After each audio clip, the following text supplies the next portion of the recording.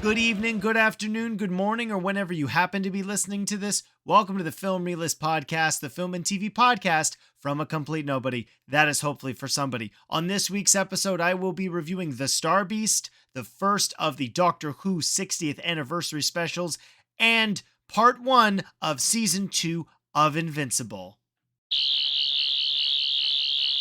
Now, typically for the reviews, I know that there would be a spoiler and non-spoiler section. Reverse that, but you know what I mean. For this week's episode, because I'm covering 2 TV shows, there's going to be no spoilers. So if you have not had a chance yet to see either The Star Beast or the first half of Invincible Season 2, there are going to be spoilers. So no worries. If you haven't seen that, that's okay. Watch that and then you can come back and get into whatever I may be talking about. The first thing covered in this week's episode is going to be The Star Beast. It's not working.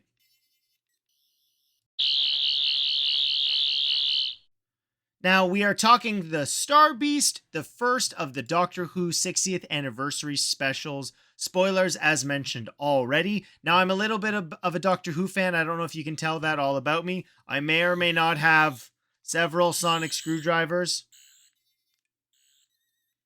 And yes, I have Matt Smith's, but it's not working right now. Oh, there we go. It is working. This is the... Woo! I may or may not like Doctor Who. Ah! All right, turn off.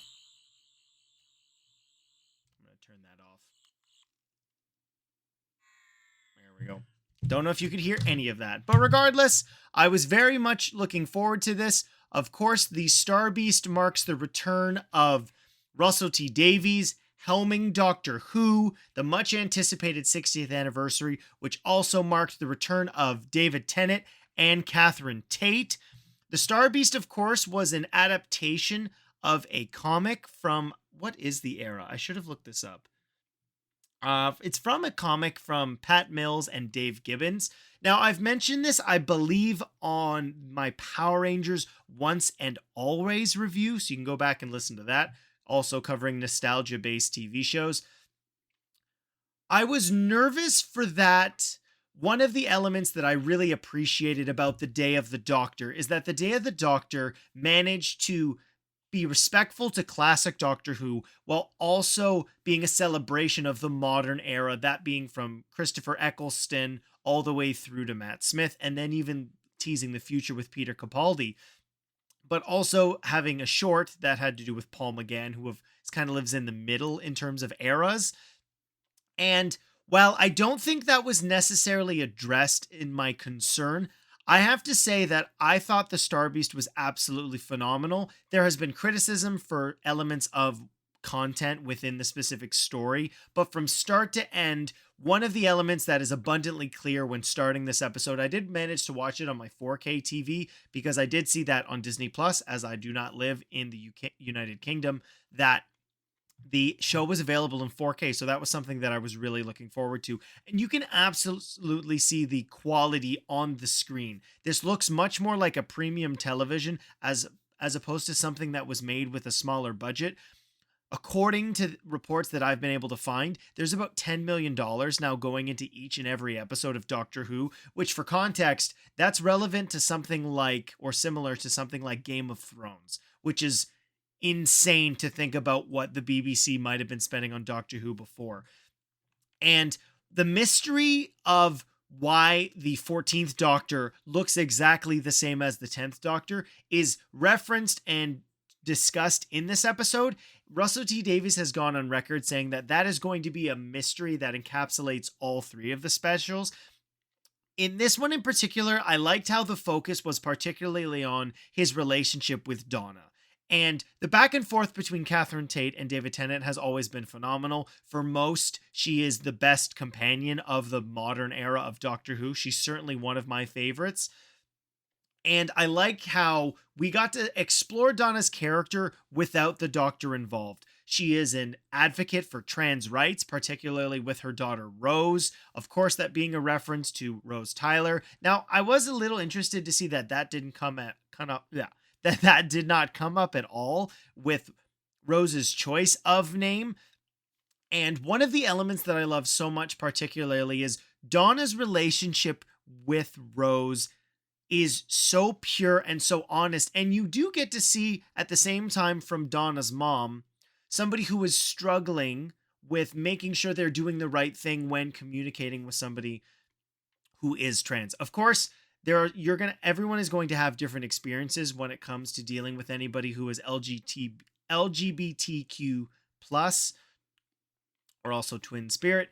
And so Doctor Who continually becoming more and more progressive and representative of the community as a whole who could be watching this show is something that I think is really awesome. Russell T Davies himself is gay, and we've continually seen more representation be added into Doctor Who, whether that be Bill in season 10 or series 10, who was gay, and then even discussing a gay relationship between the Doctor and Yaz, and then leading into this, even having a conversation with the Doctor, specifically Rose, about choice of pronouns.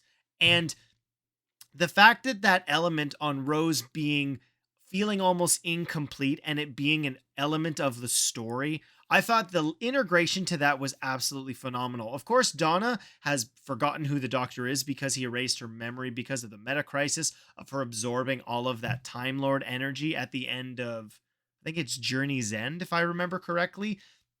And so that being the biggest concern for the Doctor.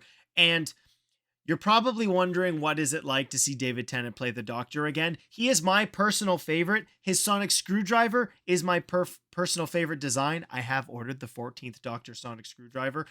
If you are looking, I currently don't have Jodie Whittaker's. It's also in the mail. So at some point I will have all of the modern Doctor Who sonic screwdrivers, which memorabilia wise, that's my favorite stuff. In terms of Doctor Who, of course, I have this scarf, which was made for my grandma. And while this isn't necessarily a Tom Baker hat, I guess you would see this in the social media. Maybe, I don't know.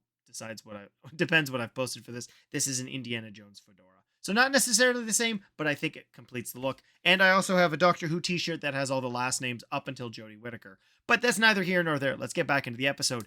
And so, the Meep being the present almost ET-like alien that reintroduces the Doctor to the nobles as a whole, and him getting essentially up-to-date information on what necessarily has gone on with them. Donna, because of this inkling she has to do the right thing and to help those less fortunate than her, has actually given away the millions of dollars that she was given from the lottery ticket that the Doctor gave her on her wedding day as a goodbye. We don't see Wilford. He's in a home at this point, given his elevated age. But other than that, I think I don't even know why I said other than that. I apologize. It's quite late in the evening as I'm doing this review, but I did want to still have it released on Monday evening date of recording, at least Eastern Standard Time. And I think the overall mystery as to the Doctor's relationship with Donna and her constantly feeling that she is out of the loop was really captivating, particularly as the events around them, everything, almost all the alien interactions and the craziness that is occurring in London, almost pulling everybody to Donna, is something the Doctor is very curious about and is investigating to some degree. We also do get to see an employee, a service person of UNIT who is in a wheelchair and fully capable in defending herself. Again, another form of representation being presented in Doctor Who. And while so many eyes are on this return, it warms my heart to see more and more representation presented in a show I love so much. And the Doctor, as he is exploring what is going on with the Meep, again, we are in full spoilers, and learning that the Meep ultimately is a bad guy and is responsible for a multitude of genocides is really interesting. And the Doctor, in being unable to identify who he is, avoiding using his name. And I found it really interesting that as the events of the episode continue, that there are more and more visual clues kind of reminding Donna of things she's seen before. And it's seeing the Doctor in his classic David Tennant run, jumping through a hole in a corridor, that really clicks in for her, and that she realizes she has to save the Doctor. My favorite piece of this episode, though, comes in the form of when they are trapped inside the Meep spaceship, and we see the Doctor trying to prevent the ship from using, I can't remember specifically what it's called, but the hyperdrive that it uses pulls energy from the planet, essentially destroying the planet and then forcing it to blast off from wherever it's landed. And that it's very similar, at least I found it very similar to the End of Time Part 2, where Wilford was trapped in the glass box, and it was the Doctor who had to go in and sacrifice himself for Wilford so that way he didn't pass away, but that in saving the entire human race, he's separated from Donna, and he ultimately has to make this decision to release the metacrisis in her or unlock it, and that this probably will kill her, but it will save the planet because he needs her to have the intellect required to turn off the other half of all of the switches and the buttons. And the fact that a lot of these events are very familiar to the Doctor in his 14th version, but obviously more reminiscent of things that have happened to him when he was the 10th iteration. I liked a lot of those callbacks. Again, these are a lot of Easter eggs and references to particularly Russell T Davies era. I'm keeping my fingers crossed that as we move into the Wild Blue Yonder, and then eventually the Giggle, which is the second and third special to this, eventually leading to Ncuti Gatwa being regenerated into the 15th Doctor, that we do get more, not references, but I would like a respect to the post Russell T Davies era with Matt Smith's Doctor, Peter Capaldi's Doctor, and then Chris Chibnall's Doctor, Jodie Whittaker.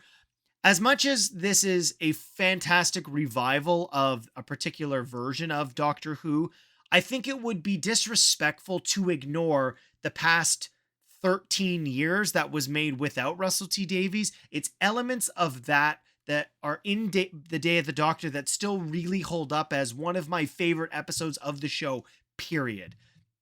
That doesn't take away from what the Star Beast is. The Star Beast executes an absolutely energetic reintegration of Doctor Who. A lot of people have been discussing the fact that Doctor Who is back.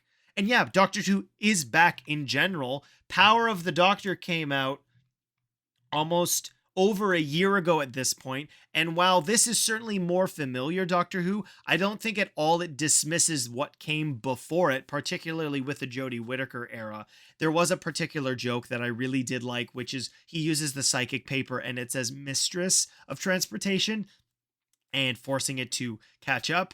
One plot point that I didn't think was explained at all, and I was a little annoyed by, is that the regeneration from 13 to 14 occurred outside of the TARDIS, to my knowledge.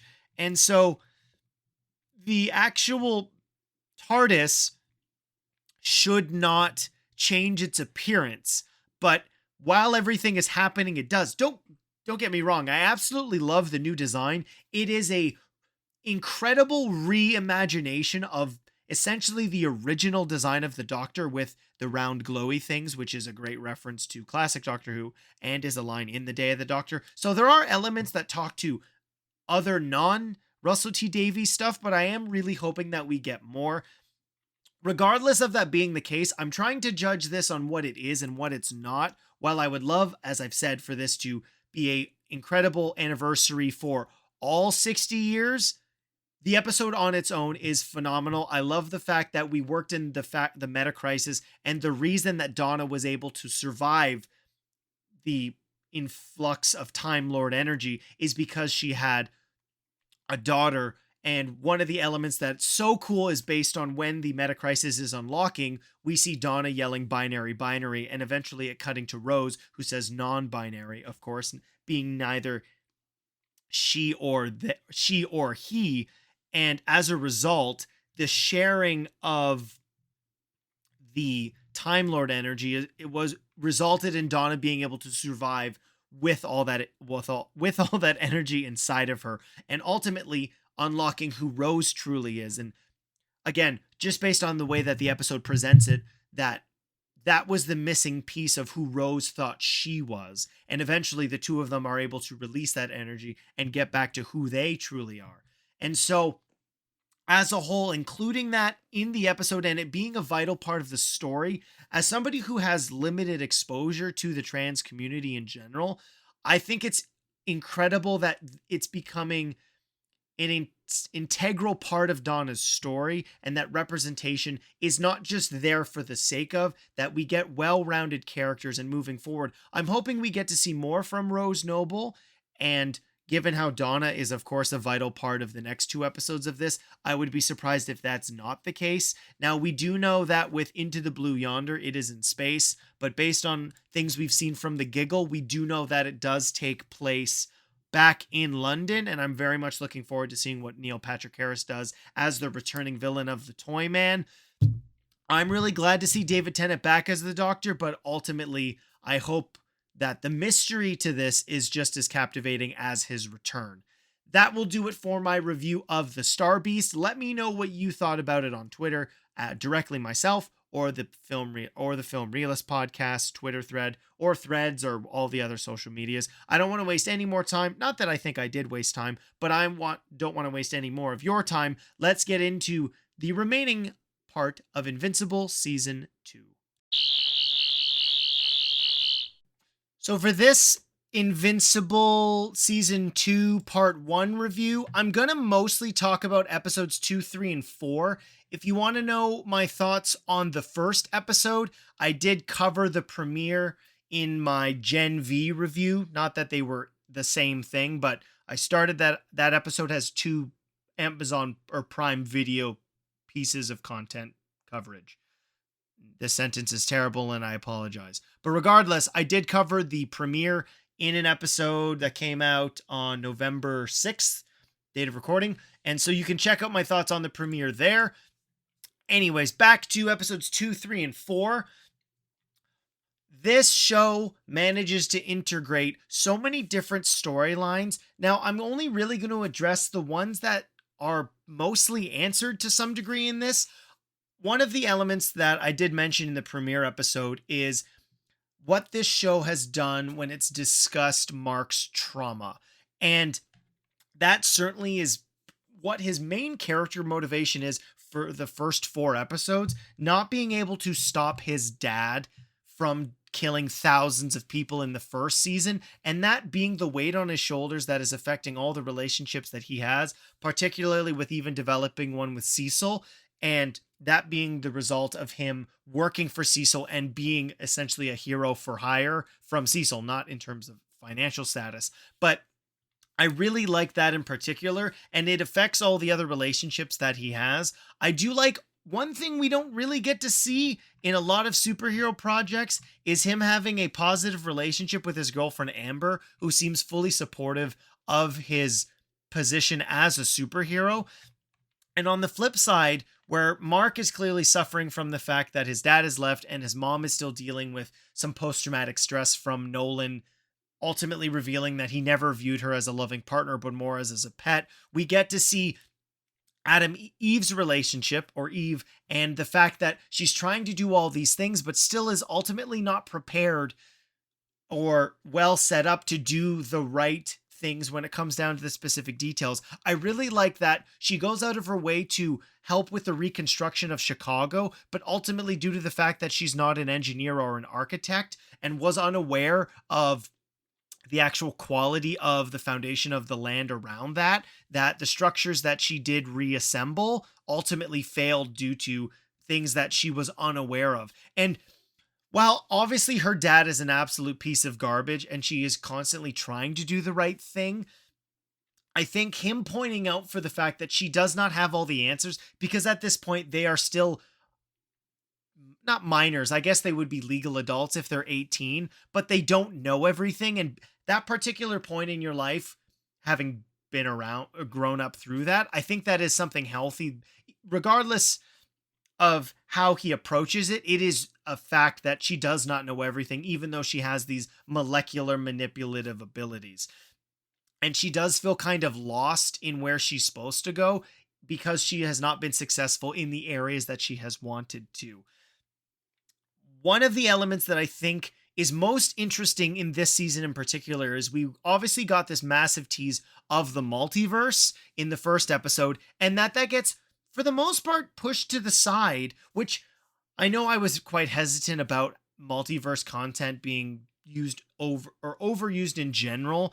the fact that that was not the focus, at least for the first 4 of the season, I kind of appreciated, because we got back to more of what I liked from the first season, being one universe bound, and in particular getting more of the universe, particularly with how the Viltrumites have a relationship as being these world conquerors, and the consequences of what Nolan could have done on Earth and ultimately didn't, with the fact that he left because he does love Mark. And of course, we see that with the whole episode that is dedicated to Alan and Alan's relationship with him being created as somebody who was supposed to be stopping the Viltrumites and ultimately fails. And as much as I loved seeing Peter Cullen in this show, Optimus Prime, if you're unaware, it broke my freaking heart that ultimately it's revealed that that Thaddeus is working with the Viltrumites. And again, one of the things this show does better than most is showing the consequences of the violence, and the way that Alan is absolutely beaten to death by the Viltrumites was really hard to watch, particularly with the fact that he's this lovable character voiced by Seth Rogen, who is of course involved in a substantial amount of Prime Video shows, particularly The Boys and Gen V, of course. And that connecting to ultimately where the season ends, and I didn't see that coming, and I appreciate how each episode does to some degree feel like its own story, but there is still a serialized nature to how at least the first 4 tell the story as a whole of a half. That's a terrible sentence, but that is ultimately what it does do. We are getting more and more reminders of the incoming Viltrumite threat, and with Mark leaving to go to another planet at the end of episode 3 and ultimately reuniting with his dad, who had spent the 6 months wandering Earth and unable to realize why he was unable to kill Mark and ultimately achieve his mission, not understanding because Viltrumites do not have this compassion for weaker beings or love for family members outside of Viltrumites in general, and him being unable to understand that, but winding up on this other planet, and what is it called? I don't actually think it's listed here. Oh, Thraxon. And that he is now wed a Thraxon who are similar to bugs, giant blue ant people for the most part, but siring another kid and knowing that because this species will be looked down upon by the Viltrumites, that it's a death warrant for his son, Mark's half-brother. And I found it really interesting that, of course, Omni-Man still is approaching this from the right standpoint, but Mark believing that ultimately this isn't his problem, and that tension that the two of them have because of obviously the conclusion of season 1, and Mark trying to push this aside, that he doesn't care about saving people, particularly this child who he believes to have nothing to do with, and Nolan pushing Mark and knowing that Mark is the good character and the good guy and is going to do what's right regardless of his personal feelings for his own father. I really like that, and it really did remind me of something we saw with, what was the show that I was watching that had to do with forgiveness? My goodness, what was it?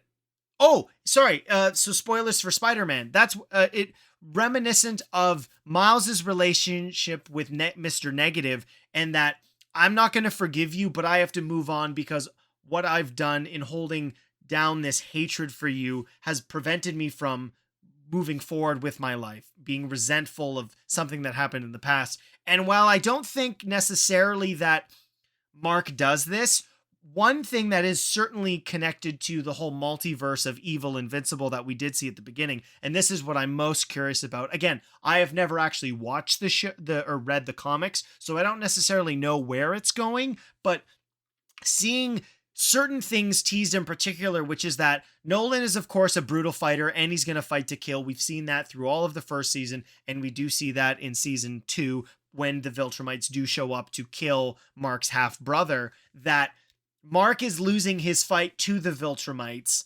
because he's not fighting to kill. He's only fighting to protect, which Nolan says that only works on Earth. And in particular, that conversation that they have is so interesting to me, particularly with Mark essentially unburdening himself from the violence and the power that he has within him.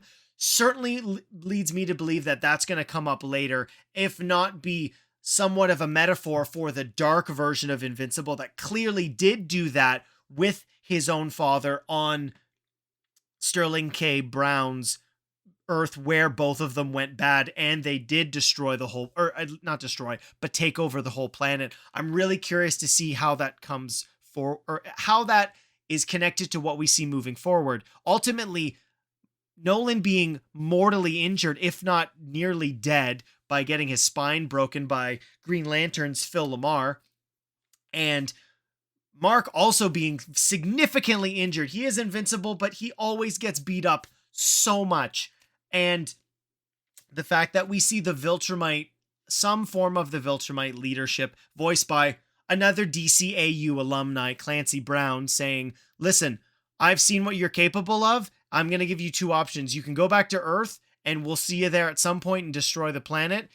Or we can convince you to take over the planet for yourself. It's up to you ultimately what your decision is. And I would absolutely be shocked if that's not the story that pushes the remaining 4 episodes, whether that's in preparation for the impending or the incoming Viltrumite community. Maybe Earth is super far away and we will get to that in the future. But the thing I'm most curious about is, while we've had a substantial amount of storylines, particularly introduced with, I almost called them the 7. That's a different Amazon Prime product, the Guardians of the Globe, and how we saw elements that weren't really brought back, which is there's clearly a lot of differing opinions going on, particularly with the Immortal returning into leadership, and also the Mars element that hasn't really been addressed. So maybe that comes into it because we have Ben Schwartz being essentially a stretchy version of Plastic Man, which, if you don't know, Ben Schwartz has been campaigning to be Plastic Man in a movie. James Gunn, not that you're listening to this, but please do that, because I think that would absolutely be amazing. DCU deserves Plastic Man, and Plastic Man deserves Ben Schwartz. But as a whole, I really did enjoy episodes 1 through 4. I'm really looking forward to seeing where we get, what all this momentum from all the Viltrumites, particularly knowing that there is an impending threat now. What does that mean? How long is Mark's recovery going to be? Are we going to see the Guardians of the Globe and Mark fighting off Viltrumites? And then is the multiverse threat going to be something we see in further seasons, potentially 3 and 4?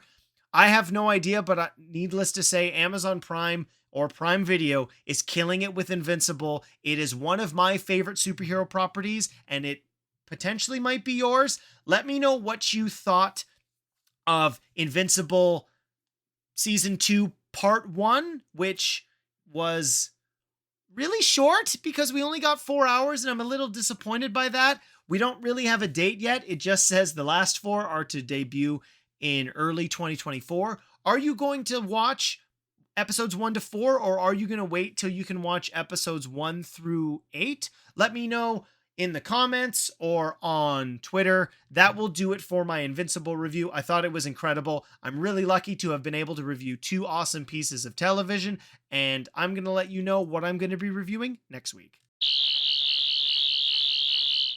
Next week's episode will be a review of Into the Blue Yonder, which of course is the second of the Doctor Who 60th anniversary specials.